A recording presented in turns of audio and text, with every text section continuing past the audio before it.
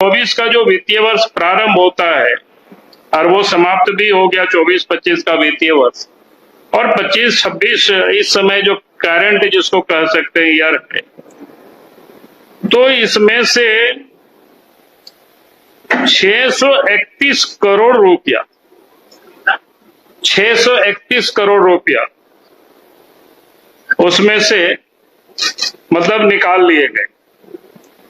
और निकाल लिए गए तो कई एक प्रकार के उसमें से काम को उन्होंने बताया, कई कंपनियों को इन्होंने दिया अलग अलग।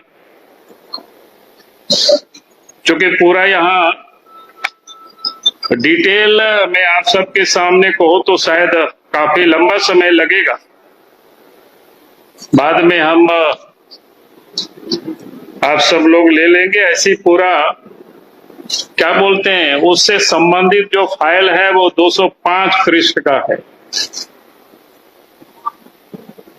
तो हमने पाठक जी को भेज दिया है 205 उसका क्या बोलते हैं पीडीएफ में। लेकिन कुछ चीजों को मैं यहाँ उदाहरण देना चाहूंगा, आपको यह समझ में आना चाहिए।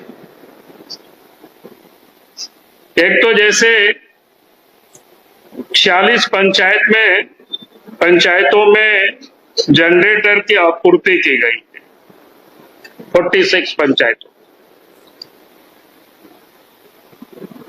उसमें से दर है 7,97,526 रुपया प्रति जनरेटर के हिसाब से।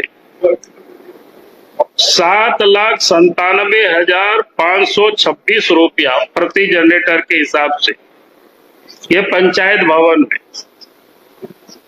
उसके हिसाब से जो कुल राशि होता है 3,66,86,200 रुपया।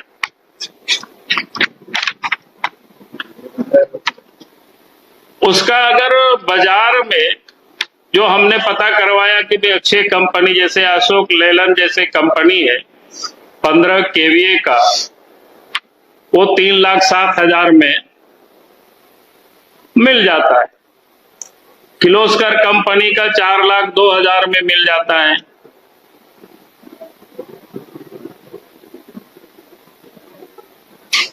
उसी प्रकार से दूसरा जो जनरेटर फिर लिया गया 31 जनरेटर फिर लिया गया, वो 12,28,000 रुपया 12,28,341 रुपया प्रति जनरेटर के हिसाब से। उसका कुल राशि 3,80,000 3,80,78,600 रुपया। अब ये नहीं केवीए का इसमें नहीं है, वो तो जांच होगा तब पता चलेगा। मैंने कहा कि स्कूल में पंचायत भवन में तो कोई जनरेटर ये क्या बोलते हैं बड़ा की जरूरत भी नहीं रहता है। उसमें से जो हमने कहा कि बाजार में जब कीमतों का हमने पता कराया कि अशोक लेलैंड कंपनी का, किर्लोस्कर का, उसका रेट क्या है, वो मैंने आपको बताया। क्योंकि बेस्ट कंपनी जो माना जाता है, आप कौन का वहां लगाया है ये तो उतना वो दे नहीं रहा है, लेकिन जब जांच होगी तो सब कुछ ये पता चल जाएगा। तो कहने का अर्थ है किस प्रकार से पैसे की लूट हुई है, ये इसका एक छोटा सा नमूना है। उस प्रकार की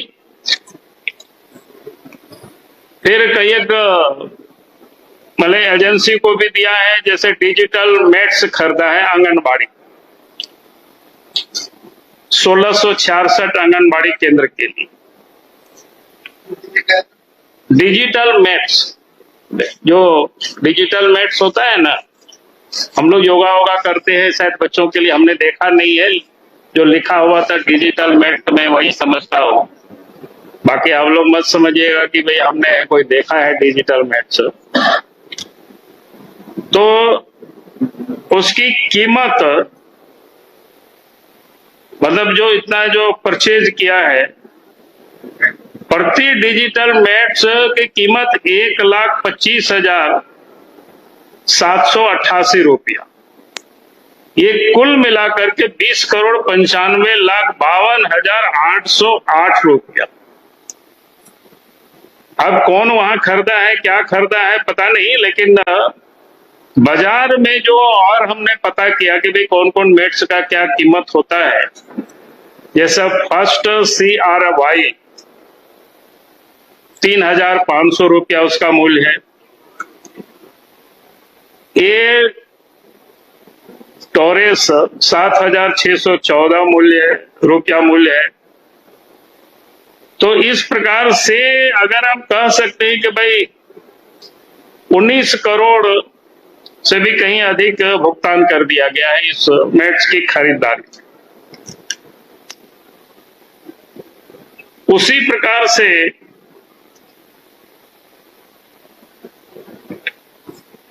क्या बोलते हैं टेब लैब होता है। अब ये क्या होता है टेब लैब पता नहीं, उसको भी 60 स्कूलों में दिया गया है। उसका 8,30,130 रुपया प्रति यूनिट के हिसाब से कुल 4,98,07,800 रुपया। और उसी लैब को कुछ दिनों के बाद फिर उसी एजेंसी को दिया जाता है टेंडर, और 20 स्कूलों में फिर टेब लैब लगाने का आदेश दिया जाता है।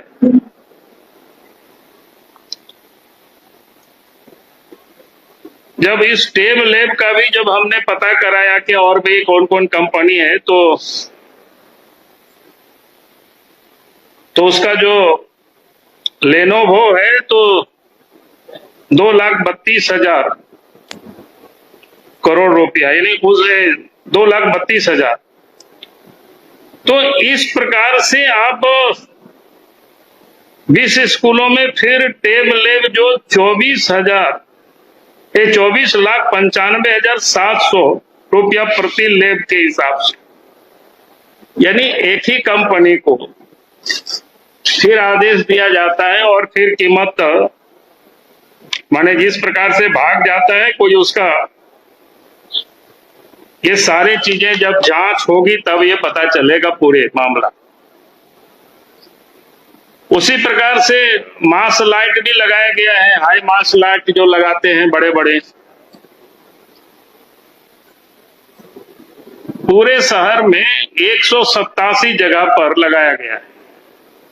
तो 187 जगह जो लगाया गया उसका रेट है 7,30,628 रुपया की दर से खरीदा गया। अब कौन कंपनी का क्या खरीदा है वो जांच होगा तब पता चलेगा, लेकिन बाजार में हमने पता करवाने की कोशिश किया। ऑप्टो लेड 1,52,000 रुपया उसका अधिक मूल्य है। जेरेडा जो हाई मास लगाता है उसका जो रोड पर जो लगाता है उनका 2,35,000 है। तो इसके हिसाब से अगर हम लगाते हैं तो लगभग 12-13 करोड़ रुपया अधिक भुगतान कर दिया गया।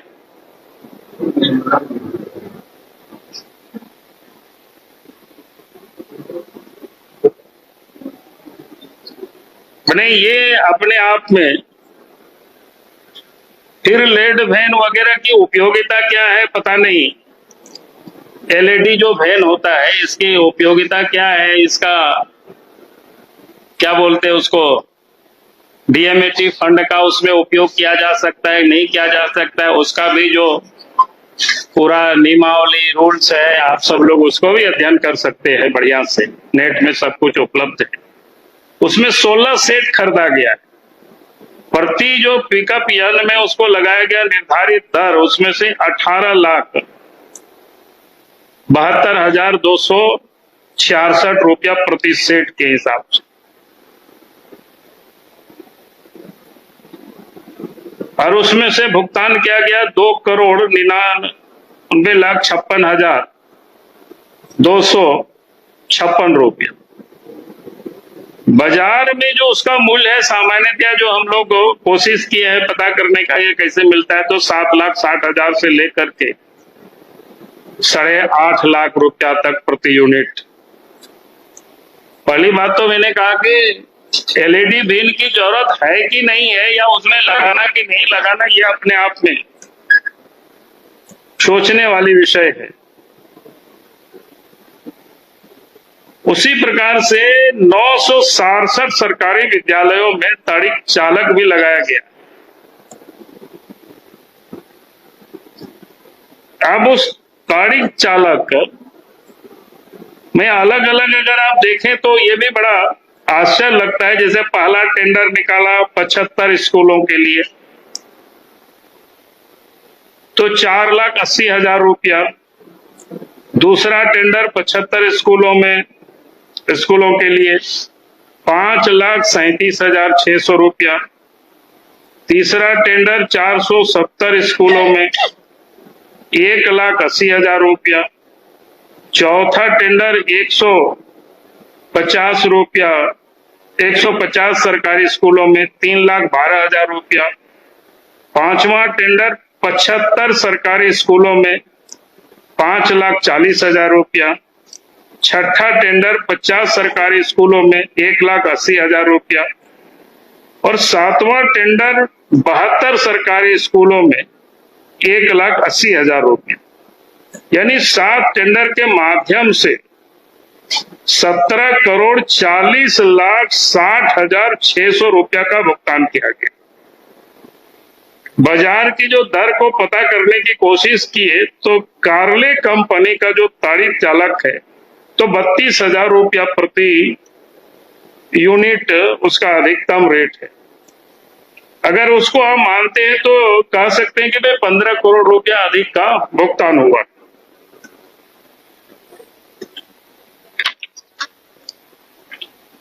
उसी प्रकार से वॉल पेंटिंग में घोटाला हुआ है। अब वॉल पेंटिंग सरकारी स्कूल भवनों, आंगनबाड़ी केंद्र, हम तो कहेंगे कि आप सब लोगों को भी जाकर के थोड़ा विजिट करना चाहिए। भाई कौन कौन स्कूल में तारीख चालक लगा है, कौन सा तारीख चालक लगा है, तो ये सब आप सब लोग भी देखेंगे। थोड़ा आप लोगों को भी करना चाहिए। आपके भी रिपोर्टर वहां होंगे तो उनको भी थोड़ा सा कहेंगे भाई सरकार से इतना डरना नहीं तो इस रात को ये लोग लूट लेंगे। तो सरकारी स्कूल में पेंटिंग के नाम पर 39 करोड़ 26 लाख रुपया का भुगतान किया गया है। वो एक हजारीबाग की कंपनी है, कुछ कंपनी का लिखा हुआ, लेकिन मैं उसको यहां अभी नहीं बोल रहा उसको। तो उसमें भी अगर आप देखेंगे कि तो दिनांक नहीं, पहला टेंडर हुआ 16 सरकारी स्कूल भवन के लिए, प्रति इकाई माने प्रति स्कूल 16,96,610 रुपया प्रति स्कूल प्रति इकाई। दूसरा टेंडर हुआ तो 180 सरकारी स्कूल भवन के लिए 7,49,281 रुपया प्रति इकाई। तीसरा टेंडर हुआ 26 सरकारी स्कूल भवन के लिए 18,88,213 रुपया प्रति इकाई। अब बाजार दर पर अगर देखा जाए तो प्रति स्कूल भवन की वॉल पेंटिंग का खर्च 42,000 से लेकर के 55,000 रुपया तक और आंगनबाड़ी में 28,000 रुपया तक आता है मात्र। लेकिन इन्होंने क्या किया, 4 टेंडर में मतलब 9,19,87,716 रुपया इसको कह सकते हैं कि एक प्रकार से अधिक भुगतान किया है।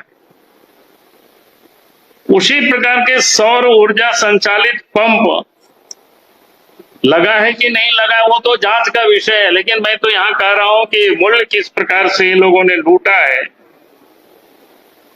पहला टेंडर हुआ 2 HP माने पंप सेट है, सौर ऊर्जा से जो संचालित होता है 2 HP 18 जगह का प्रति यूनिट 7,61,980 रुपये। दूसरा टेंडर है 2 HP 41 जगह प्रति यूनिट दर अब बढ़ गया 8,85,914 रुपया। तीसरा टेंडर है 2 HP एवं 5 HP 62 जगह प्रति यूनिट 7,61,980 रुपया। चौथा टेंडर है 2 HP एवं 5 HP 43 जगह 8,85,714 रुपया। इसमें भी थोड़ा अलग अलग कंपनियों से कुछ हम लोगों ने पता करवाने की कोशिश की। जैसे लोबी है एक कंपनी, LUBI, 1,12,000 HP का। सोलारेटिव है 1,30,000 3 HP का। RI है 1,70,000 5 HP का। तो इस प्रकार से आप देखेंगे तो यहाँ 13,35,818 रुपया का भुगतान किया है। यानी बाजार का जो मूल्य है उससे भी 6 से 8 गुना अधिक कीमत में लगाया गया। फिर आप देखेंगे स्कूलों में मॉड्यूलर किचन के नाम पर भी बहुत बड़ा घोटाला हुआ है। मॉड्यूलर किचन क्या है? प्रति स्कूल पहला टेंडर हुआ है 73,71,228 रुपया।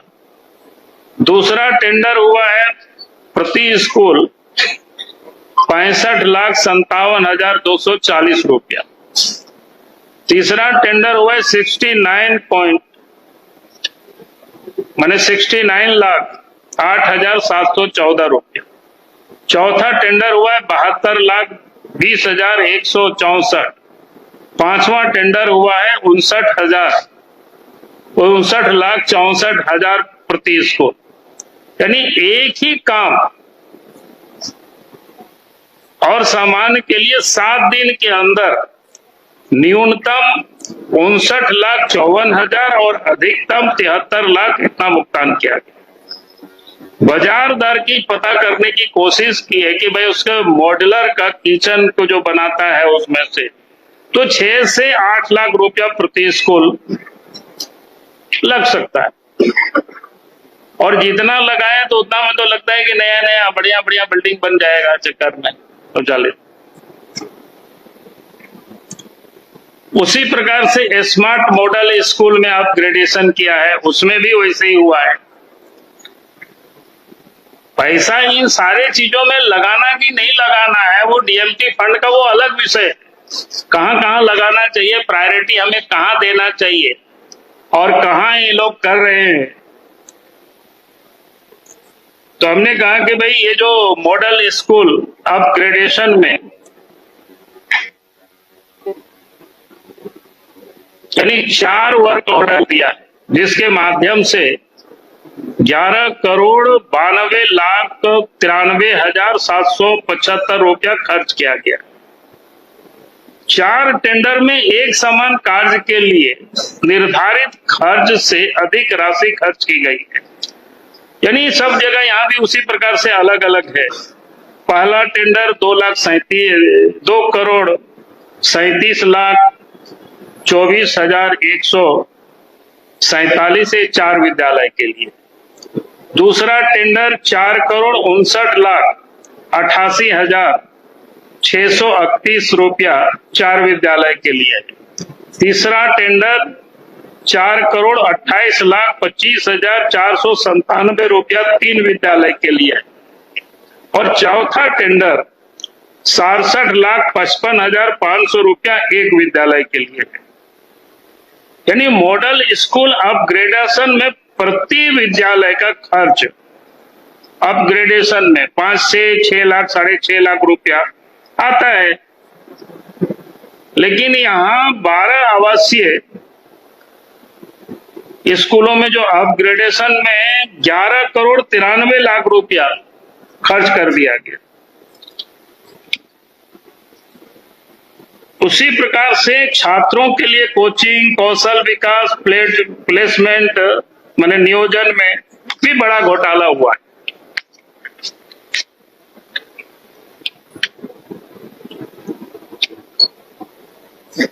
अब इसमें से एक बड़ा इंटरेस्टिंग, हम भी इसमें से अभी नहीं समझे हैं तो हमने कहा आप लोगों से भी कहेंगे हमको मदद करना इसमें। और भी हम भी लगाए हुए लोगों को भाई इन्होंने कैसे कैसे किया है, क्या क्या ट्रेनिंग दिया है। तो पहला टेंडर किया है उसमें 750 बच्चों को स्किल्ड करने के लिए 25,13,000 रुपया। दूसरा टेंडर किया है 750 बच्चों के लिए, दूसरा भी टेंडर है, ये 2,64,00,000 रुपया। तीसरा टेंडर किया है 600 बच्चों के लिए 2,20,00,000। चौथा टेंडर किया है 900 बच्चों के लिए 2,79,92,000 रुपया के लिए। तो ये अगर आप पूरा देखेंगे तो आप भी चकरा जाएंगे। भाई, एक तो देश के प्रधानमंत्री ने उन प्रभावित इलाका, उन क्षेत्र, वहां के लोगों के विकास के लिए और जिस प्रकार से मनमानी तरीके से इस डीएमएफटी फंड की जो लूट हुई, और मैं समझता हूं बोकारो ही नहीं, संभवतः पूरा झारखंड में ऐसी लूट हो रही होगी। और मेरा ये मानना है इस लूट में बिना मुख्यमंत्री के शामिल हुए शायद ये संभव हो नहीं सकता है। तो निश्चित रूप से इस लूट में ये मुख्यमंत्री शामिल है, मैं ऐसा मानता हूं। और इसका पर्याप्त कारण है कि कोई भी एक अफसर इतना बेखौफ होकर के और इस प्रकार की घोटाला कर रहे हैं, इस प्रकार के लूट कर रहे हैं,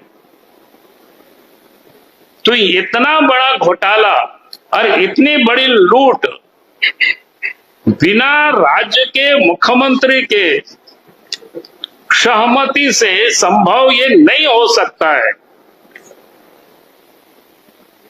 तो इसलिए मैं कहता हूं कि भैया जो अधिकारी और मुख्यमंत्री ये सब मिली भगत से ही ये काम हुआ है। और इसकी अगर सच कहा जाए तो इस प्रकार की लूट हो रही है तो इसकी सरगना कौन हो सकते हैं? राज्य के मुख्यमंत्री हो सकते हैं इसके।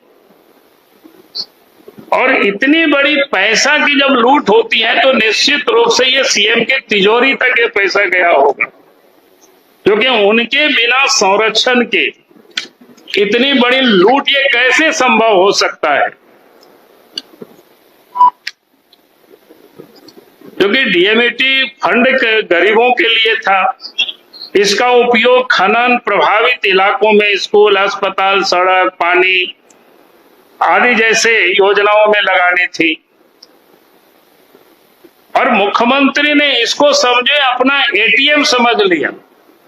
ये डीएमएफटी फंड को एटीएम की तरह यूज किया और अफसरों को एटीएम क्या बोलते हैं, पैसा निकालने के लिए लगाया इसको, यही आप कह सकते हो। ये गरीबों के विकास का ये पैसा है, बच्चों की पढ़ाई का पैसा है, बीमारियों को इलाज का पैसा है। ये सब मुख्यमंत्री ने मिल करके और भ्रष्ट अफसरों लोगों से मिल करके इसको लोगों ने लूटा है। और इसीलिए हम मांग करते हैं कि इस पूरे मामले की जांच सीबीआई से कराई जाए, तभी ये मामला सही जांच हो पाएगी। क्योंकि नहीं, पहले तो वहीं से बात शुरू होगी, तो वहां जब जांच पूरी होगी तो फिर बाकी भी जांच होगी, इसका मतलब बाकी जगहों पर भी। लेकिन मैंने वहां का पहले कहा कि जहां से गड़बड़ हुई है जांच वहीं से शुरू होता है। क्योंकि राज्य की कोई भी एजेंसी इसको जांच नहीं कर सकती है। जिस राज्य, जिस गड़बड़ी में, जिस घोटाला में जहां सरकार इन्वॉल्व हो, तो वहां आप कैसे उम्मीद कर सकते हैं कि उनके बाकी एसीबी या कोई अफसर जांच कर लेगा और उसमें से दोषी के ऊपर कार्रवाई कर सकते हैं? तो ये संभव ही नहीं हो सकता है। और इसीलिए हमने कहा कि भाई इस जांच को सीबीआई से करानी चाहिए। अगर वास्तव में राज्य सरकार अपने आप को मुख्यमंत्री इसमें कहीं इन्वॉल्व नहीं है, दोषी नहीं है, तो पूरे मामले की जांच सीबीआई को सुपुर्द कर देनी चाहिए। और नहीं तो भारतीय जनता पार्टी इस घोटाला के विरोध में लड़ाई हम लड़ेंगे, सदन में भी और सड़क पर, और इस मामले को हम जांच कराएंगे। चूंकि मामला डीएमएफटी फंड का है, ये कानून के तहत हुआ है और उसमें ये प्रावधान भी किया हुआ है, केंद्र सरकार भी इसको जांच कर सकती है विभाग को।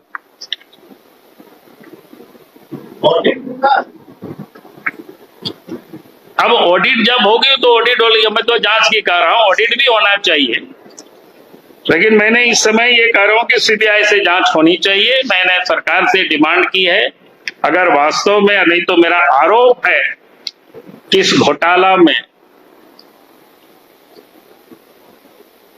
अफसर और डीसी के साथ साथ मुख्यमंत्री भी उसमें इन्वॉल्व है, उनके संरक्षण में, उनके जानकारी में पूरी लूट हुई है, ये मेरा साफ साफ कहना है। और हमें जो जानकारी मिली है कि जिन लोगों ने सूचना के अधिकार के तहत मांगा, प्रेस के लोग भी है, कल कोई मधुकर नाम करके व्यक्ति हमको टेलीफोन किया था, बोला कि नहीं सर, हम लोगों को धमकी दिया जाता है। तो मैं सरकार से कहूंगा कि जिस किसी को भी अगर धमकी देने की काम करेंगे तो पार्टी पूरी तरह से उन लोगों के साथ खड़ी है जो लोग अन्याय के खिलाफ लड़ने के लिए, जो लोग आगे आ रहे हैं। डीसी कौन जाधव थे भाई?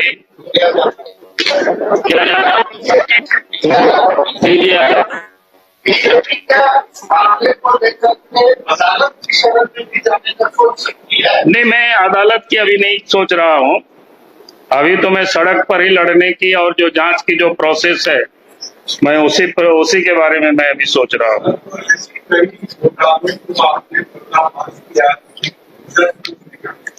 अरे कुछ कैसे नहीं आया? इतने कितने लोग कहां कहां चले गए, आप इसके बाद बोलते कुछ नहीं आया, ऐसा कैसे हो सकता है?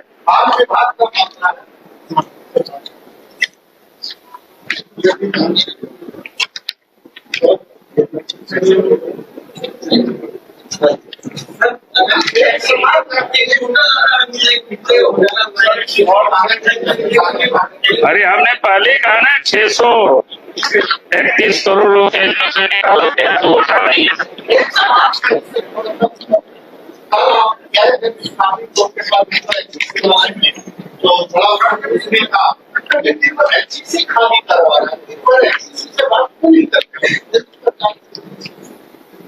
बुलडोजर किसका चला था? राज्य सरकार ने चला रही। राज्य सरकार का काम है लोगों को व्यवस्थित करना। मैंने क्या कहा? राज्य सरकार का काम है, अगर एचईसी को भी जमीन चाहिए तो राज्य सरकार खाली करके देगी। तो राज्य सरकार बताते ना कि यहाँ पर लोग बसे हुए हैं, इनको हम नहीं खाली करेंगे, तो एचईसी अपने से कैसे चलाएगा? और मैं तो वहां भी कहा था कल कि भाई वहीं पर पीछे इतनी जमीन पड़ी हुई है, तो जितनी परिवारों के घर है उसको वहीं पर बढ़िया से सुंदर सा घर बना करके लोगों को दे देता। मैं कह रहा हूँ एचईसी लोगों को नहीं, क्या कहते हैं, पुनर्वास नहीं कर सकती। एचईसी का काम ये नहीं है, राज्य सरकार का काम है।